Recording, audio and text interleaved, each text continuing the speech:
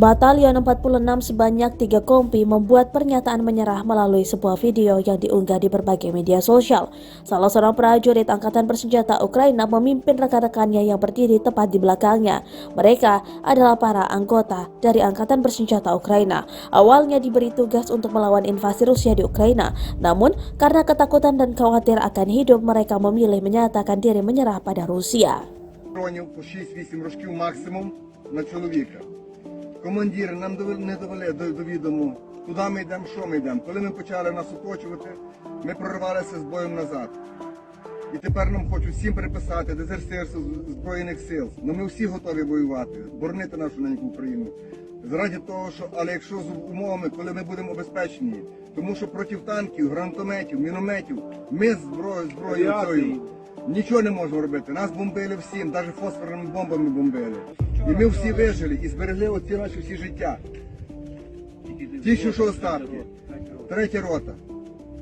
Хлопці, доповняйте, хто може додати щось. У нас є 200, багато 300. Одного 300-го сьогодні, блядь, з осколком в спині, блядь, 3 дня він пролежав в окопі. Його нахуй навіть не хотіли медики обдивитися нормально. Ми знайшли, блядь, машину, нахуй, яка завезла його, блядь, в госпіталь. І тепер нам хочуть приписати за це дезертирство, що ми спасли, вивели. Та щоб ми там лишилися ще на 3-5 хвилин, ми б всі були 200. 200 там, я не знаю, евакуації немає абсолютно ніякої.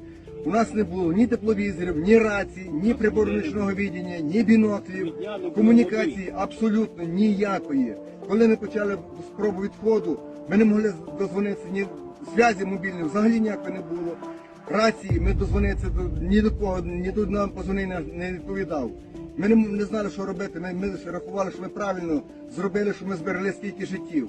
Тому що ми ще можемо москалям по зубам дати цим колективам.